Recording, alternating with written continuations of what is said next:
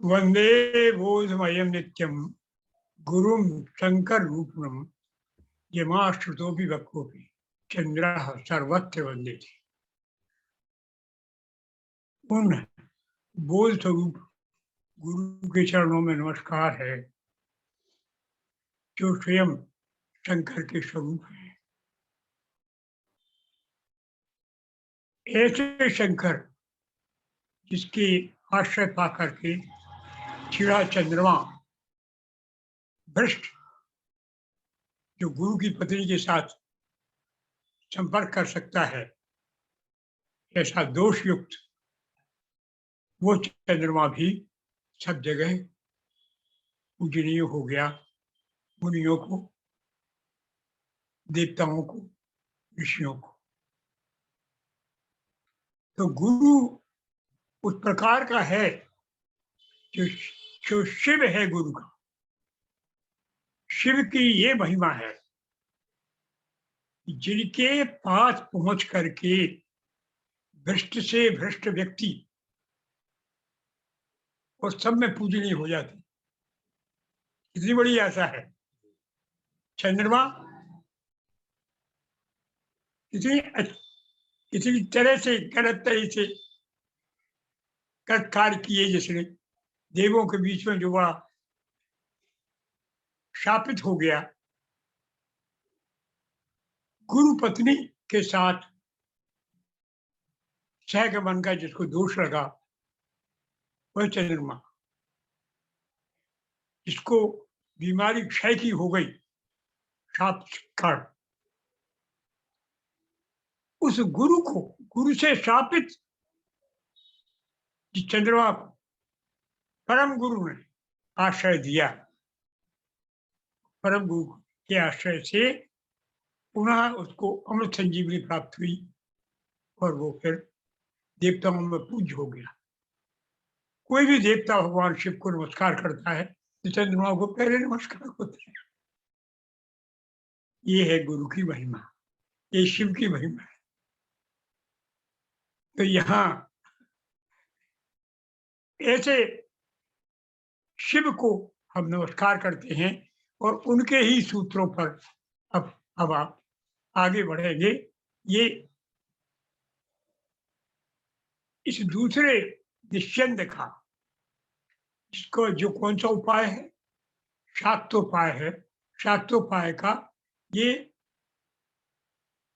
अंतिम पायदान है। और इसके बाद में फिर आपको आणवोपाय चला गया। कल से 1 दिसंबर से एक महत्वपूर्ण, क्योंकि वो आप सबके काम का है। आप जिस कैटेगरी के हैं उसके लिए आणवोपाय है।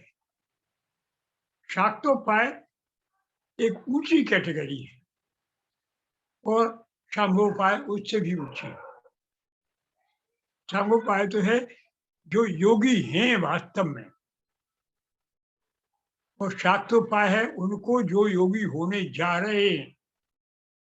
लेकिन जो न होने जा रहे हैं, न योगी हैं, ऐसे सामान्य व्यक्तियों के लिए, वो भी चाहते हैं मोक्ष, तो उनके लिए जो उपाय है वो अणवोपाय है। तो अणवोपाय है सबके लिए। तो अणवोपाय में है क्रियोपवाय, क्रिया का उपाय है, क्रिया करना है आपको। शामोपाय सबसे कठिन था क्योंकि इच्छा शक्ति हो, और लाखों व्यक्तियों में एक आध व्यक्ति की होती इच्छा शक्ति।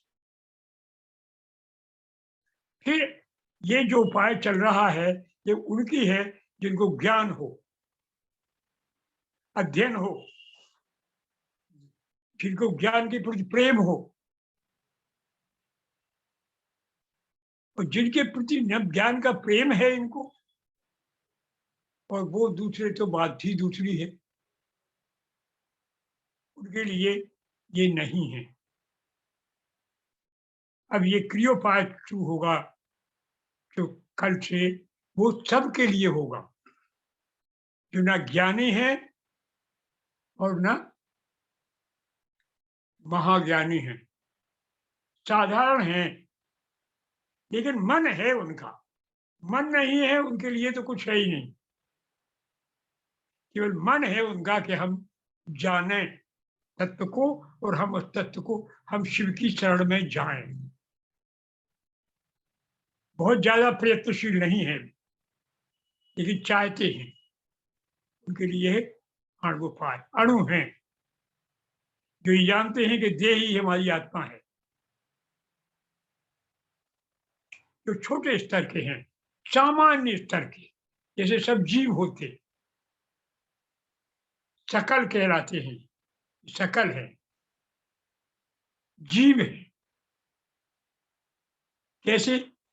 जो माया से और कर्मों से लिप्त है, जैसे हम सब। ज्ञानी जो हैं, उनके लिए ये उपाय चल रहे हैं, और जो महाज्ञानी हैं, उनके लिए उपाय पहले बता जाए। ये शास्त्र शिव का शास्त्र है, शिव ने ऐसा कहा। तो अब ये आपका जो सूत्र प्रारंभ हो रहा है, ये है विद्या संहारे। विद्या संहारे तदुत्थ स्वप्न दर्शनम। अब इसके कई अर्थ किए गए हैं, अनेक लोगों ने अनेक तरह से किए। विद्या संहार का अर्थ एक तो ये है, जो हमने आपको कल थोड़ी सी भूमिका बताई थी। दूसरा ये है कि देवास के स्वामी जी बताते थे, उन्होंने इसका अलग अर्थ किया था। जैसे इसका अर्थ ये है नहीं, इसका अर्थ तो ये है कि जिन्होंने मातृका शक्ति जान ली है, वो विद्या का संहार करके विद्या को समापन कर दिया। विद्या को संहार कर दिया उन्होंने, विद्या को अपने में लीन कर लिया। तो विद्या विद्या से परे हो गए, ऐसा अर्थ करती थी। और वो उनके लिए ये सारा जो ज्ञान था, जो वो स्वप्न हो गया, क्योंकि वे शुद्ध सत्य में रहने लगे। वे ये अर्थ करते थे। और क्षेमराज जी कहते हैं कि बात ऐसी नहीं है। अब क्षेमराज की बात तो बहुत प्रामाणिक है, क्योंकि क्षेमराज तो उसी शिष्य परंपरा में है जिसमें आचार्य अभिनव गुप्त। क्षेमराज जी कहते हैं कि ये बात नहीं है, ये है तुमने विद्या का संहार कर दिया है। कैसे? असावधानी से, प्रमादवश। ये क्षेमराज जी के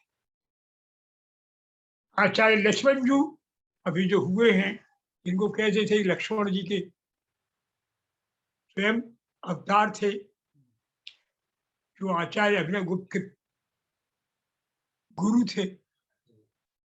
वही फिर से पैदा हुए थे कश्मीर में। उनके ग्रंथ मैं आजकल सौभाग्यवश पढ़ रहा हूं। तो उनका कहना ये है कि भाई बात कुछ बीच की है।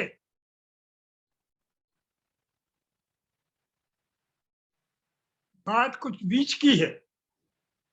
बीच की बात ये है कि प्रमाद कर दिया तुमने। तो तुमने जो शास्त्री किया है वो मिट तो बिल्कुल नहीं जाएगा।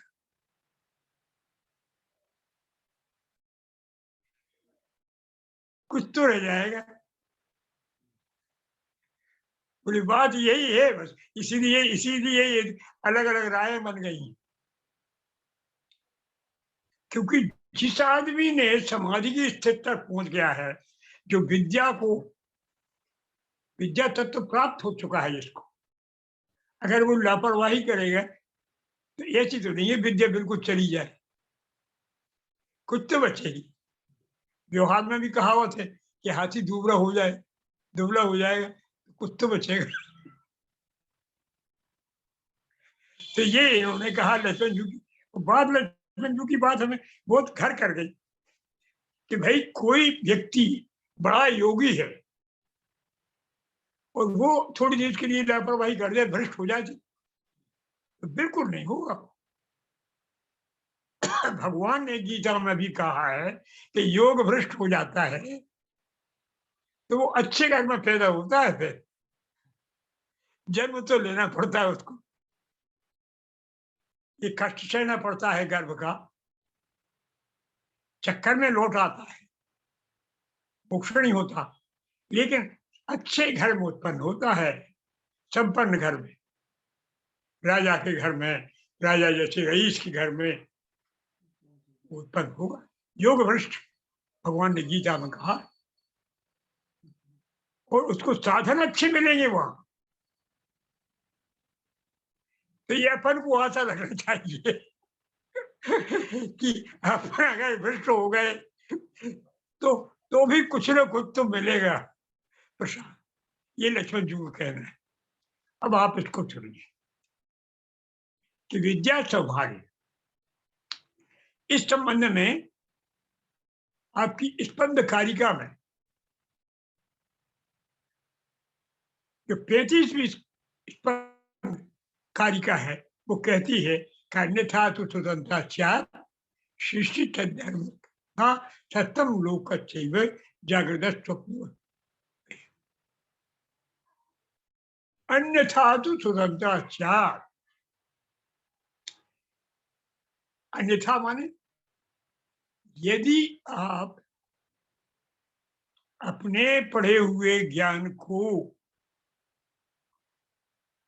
सीखे हुए योग को, की हुई तपस्या को सातत्य में नहीं रख सके, सातत्य अर्थात क्रम में, शास्त्र सुचिंतित पुनि पुनि चाहिए, शास्त्र को आपने सेवन नहीं किया तो शास्त्र का ज्ञान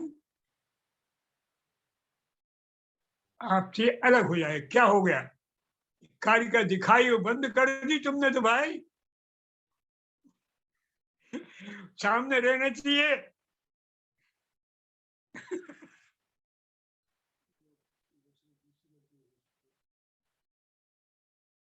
अन्यथा तो स्वतंत्रता सृष्टि तद्धर्म तत्व, सृष्टि तद्धर्म तत्वतः,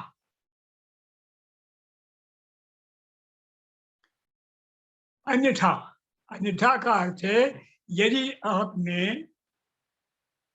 अवेयरनेस रखे, अवेयरनेस जागरूकता आपने छोड़ी तो सृष्टि का जो धर्म है, आप स्वभाव के प्रतिकूल चल रहे हैं पंडित जी, क्योंकि प्रकृति का स्वभाव तो ये है कि नीचे जाओ,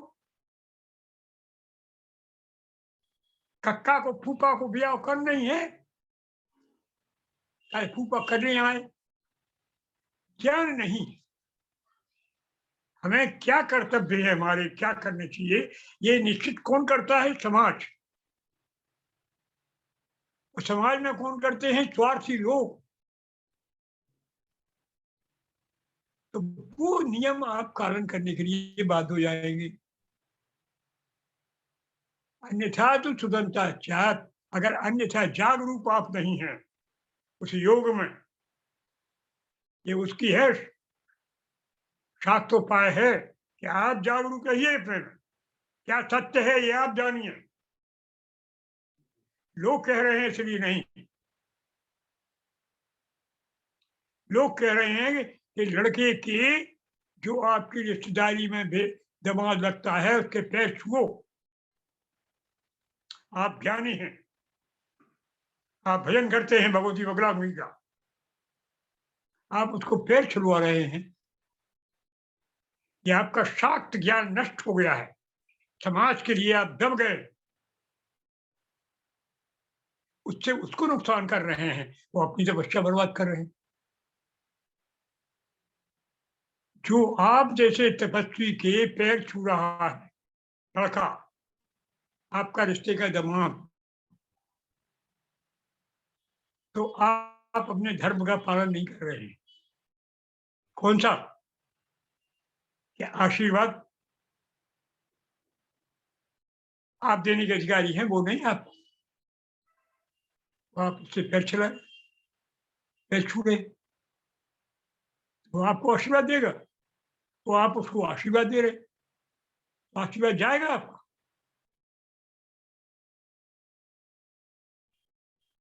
आपकी तपस्या के कारण उसके जो पुण्य होंगे वो क्षीण हो जाए, और आपके क्षीण अलग होंगे, क्योंकि आपने उस शक्ति का, उस देवता का अपमान किया है। आप विष्णु की परम भक्त हैं, और आप इतने बड़े भक्त नहीं हैं कि आप सब में विष्णु भगवान देख सकें। तो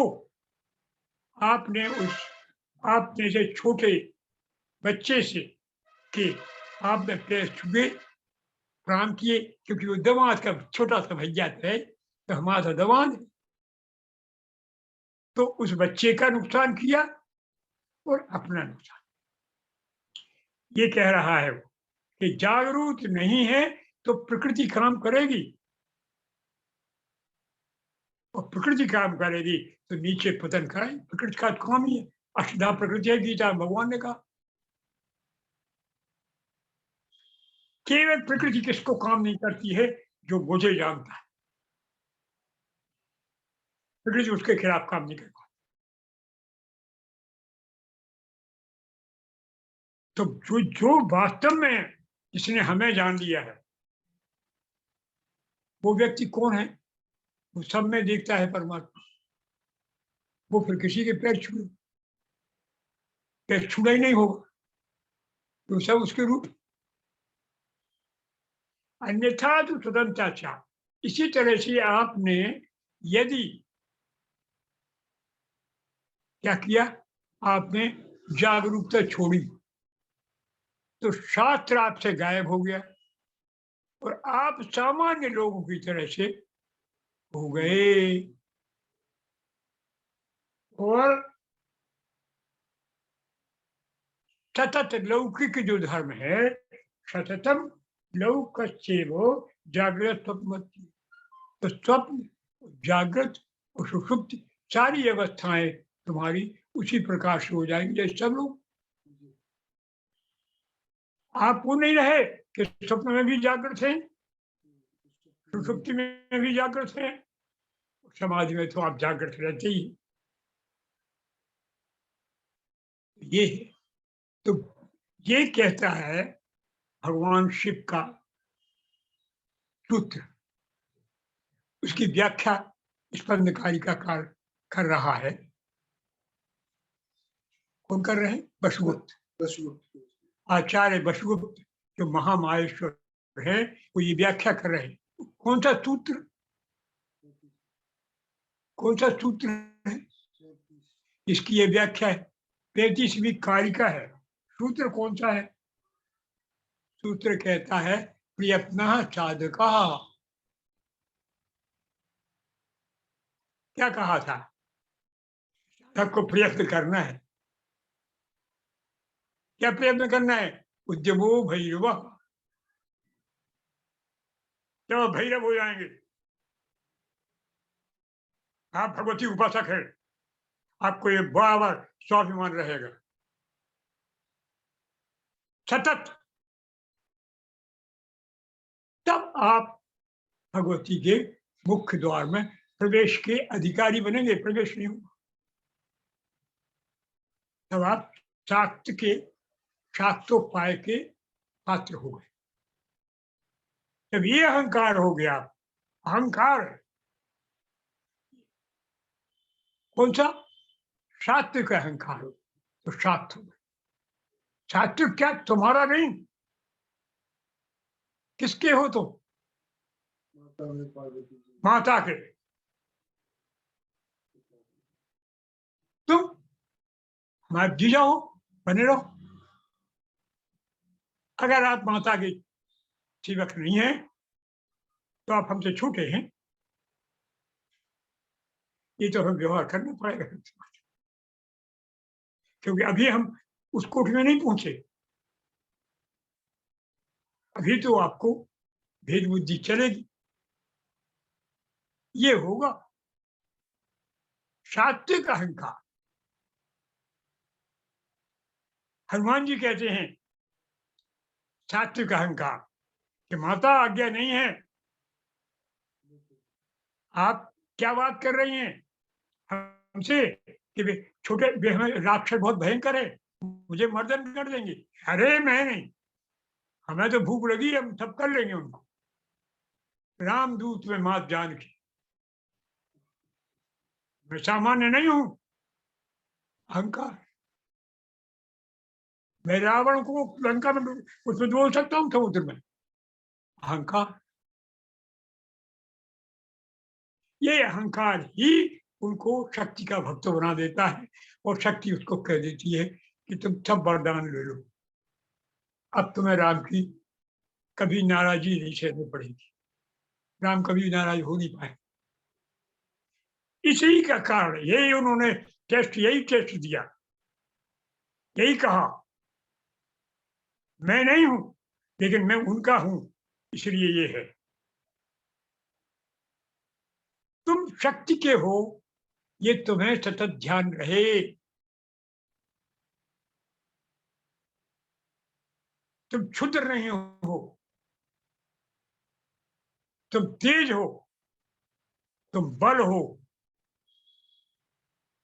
तुम ऐश्वर्य हो, दीनहीन नहीं हो। जब ये आभास होने लगे, ये जागरूकता रहे, तभी आपका योग स्थिर रहेगा। अन्यथा आप सबकी तरह तो सबकी तरह हो जाएंगे। अब सब में, अब ये लक्ष्मण जी कहते हैं यहाँ, ये सबकी तरह हो जाएंगे, लेकिन आप निराश मत हो जाओ। आप नीचे नहीं गिरोगे, सबसे तो अच्छे रहोगे ही। तुम छोटे भले हो जाओ, ऊपर से गिर गए लेकिन फिर भी नीचे से कुछ ऊपर हो, क्योंकि तुम्हारी तो बच्चा बेकार जाएगी नहीं कभी। तुम बड़े ही अपने आप को हेटे समझते रहो, लेकिन वो कहीं ना कहीं तो एकदम शून्य नहीं हो। ये आशा है कि जो आपका श्रम किया गया है वो सर्वथा अकारत नहीं होगा। नीचे तो गिर जाओगे आप, सर्वसाधारण हो जाओगे, लेकिन सर्वसाधारण में कैटेगरी होती है नहीं। ये अब ये देखिए, आप कारिका इसके बाद है कि इसलिए आपको क्या करना चाहिए। ये कारिका है आपकी नंबर 21, 21 कारिका। आप देखिए शिव सूत्रों की व्याख्या इसी की क्या करते हैं वसुदेव। वो कहते हैं अतः सतत मुद्युक्त, इसलिए क्या कहना चाहिए, अन्यथा ये हो जाएगा। इसलिए करना क्या चाहिए, उल्टा सतत जागरूक रहो। अतः सतत सततम उद्युक्त, सतत जागरूक रहिए। स्पंद तत्व विभक्त, स्पंद तत्व की विवेचना करते, उस तत्व का चिंतन करते हो सतत। चिति शक्ति के चिंतन में आप लीन रहो। आप चैतन्य के, स्वतंत्र शक्ति के, परा के चिंतन में सतत लगी रहे। तो फिर क्या है, तो आज नहीं तो कल जागरते हुए निजम भाव अचिरेणाधि अच्छी। चाहे जागते हो तब भी, तो कुछ दिनों में जागृत अवस्था में ही आप उस परम सुप्रबुद्ध कोट में पहुंच जाएंगे। कितनी बड़ी आशा है। इसलिए बता रहे हैं कि सतत आपको कुछ नहीं करना है, सतत चिंतन करना है। अगर सतत चिंतन करते रहे उस स्पंद तत्व की, उस शक्ति तत्व की, परा तत्व की, उस चिति तत्व की तो आशा है कि शीघ्र ही, ऐसा नहीं है कि आपके कई जन्म लग जाए। अगर आपने सतत किया तो आपको इसी जीवन ऐसी सिद्धि प्राप्त हो जाए निश्चित। ये शिव कहती, इसकी व्याख्या है केवल जागृत रहने से, जागरूक रहने से। जागरूकता का है महत्व पंडित जी, अवेयरनेस, लापरवाही नहीं। अतः तत्वोद्युक्त स्पंद तत्व व्यक्ते जागृते विनिज भावम नाचिरेणाधिगच्छति। चिरेण शीघ्र, चिर काल नहीं लगेगा। न चिरेण यानी अचिरेण, बहुत शीघ्र ही आपको स्पंद तत्व की प्राप्ति हो जाएगी। आपको लगे, आपको अनुभव हो जाए। कैसे? वो ये कहते हैं कि इसके तरीके ये उन्होंने बताए हैं।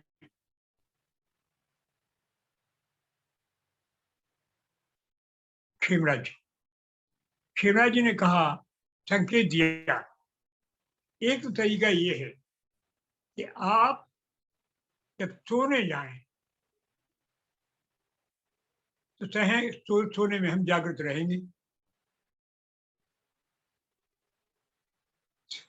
हम सोएंगे नहीं, तो आप सोएंगे जरूर।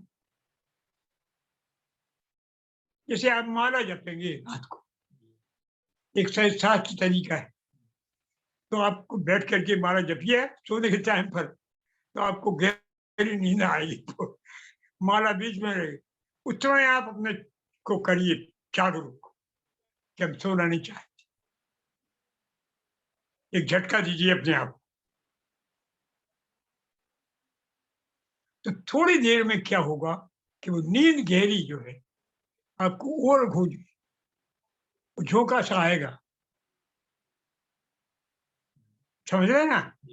आंखें मिचेंगी, उस समय आप फिर वो प्रयत्न कीजिए, तो आपको ऐसा आप कुछ दिनों करेंगे, कुछ दिनों के बाद आपको स्पंद तत्व की वही प्राप्त हो जाए, वही मालूम हो एकदम, क्योंकि जागृत हैं आप। हाँ, उसी नशा को आपने अपने आप को जागृत करने की कोशिश की, संकल्प। हाँ, तो वो समय क्या होगा, कठिन काम है, ये कई बार करना पड़ेगा, एक आध दिन की बात नहीं है। बस सो जाओ, नहीं जब आप नहीं कर सको तो सो जाओ, इसने रोका। लेकिन ये करते रहिए तो कुछ समय बाद आपकी इच्छा शक्ति से दृढ़ हो जाएगी कि आपने झटका मारा है, उस झटके ही में उसी समय अर्धनिद्रावस्था होगी। उस समय आपको समाधि का एक सुख प्राप्त हो जाएगा, एक क्षण वो बढ़ता जाएगा, फिर आप सो जाएंगे, तो सोने में आपको समाधि का सुख होने लगे। सोएंगे तो, लेकिन वो सोना ऐसा सोना नहीं होगा जैसे आप सोती। वे कहते हैं कि वो सोना जो होगा, आप सोएंगे, उस सोने में आपको समाधि का आभास होगा, और कुछ दिनों में वो सुख मिलेगा आपको सोने में जो समाधि में मिलता है। गहरी नींद आएगी, गहरी नींद वो होगी इसके बाद आप जागेंगे तो एकदम ताजगी, एकदम फ्रेश। आप फिर दिन भर चाहे अब वो 1 घंटे की होगी, उसको कहते हैं योग निद्रा। वो योग निद्रा जो 1 घंटे की होगी, वो आपकी 8 घंटे के बराबर होगी, एकदम ताजगी हो, प्रफुल्ल, चैतन्य। मूर्धन्य रहेगी नहीं, फिर धीरे धीरे ये बढ़ती चली जाएगी। पूरी निद्रा 8 घंटे की जब योग निद्रा में चले जाएंगे तो क्या होगा कि सुषुप्ति अवस्था भी फिर आपकी जागृत अवस्था होगी। किसी में सपने नहीं आएंगे फिर आपको, क्योंकि सपने कब आए जब आपका काम करेगा कौन सा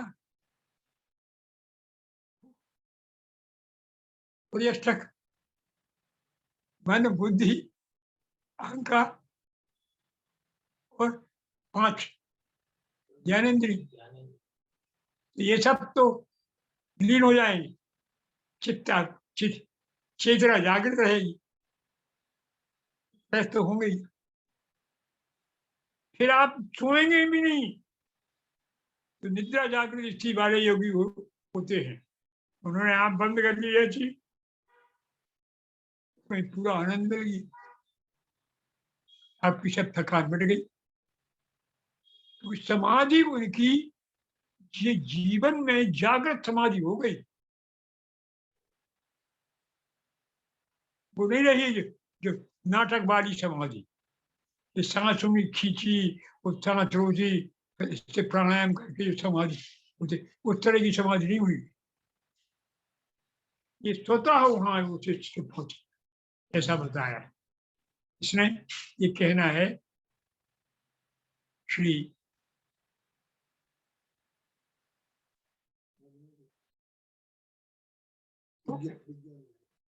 विद्या संहारे तदुत्थ स्वप्न दर्शन, उससे उठे हुए इस स्वप्न दर्शन को देखेंगे आप।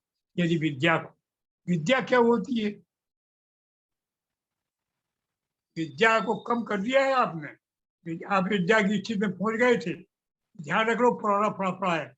विद्या कैसे कहते हैं? विद्या कैसे कहते हैं? विद्या कहते हैं जब आप संसार को अपना विस्तार और संसार में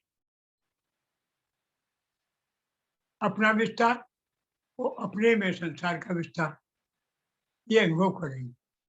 इसको कहते हैं योग की भाषा में अहंता इदंता। इदंता माने ये जो कुछ ये सब, इदंता। और अहंता माने जो कुछ हम।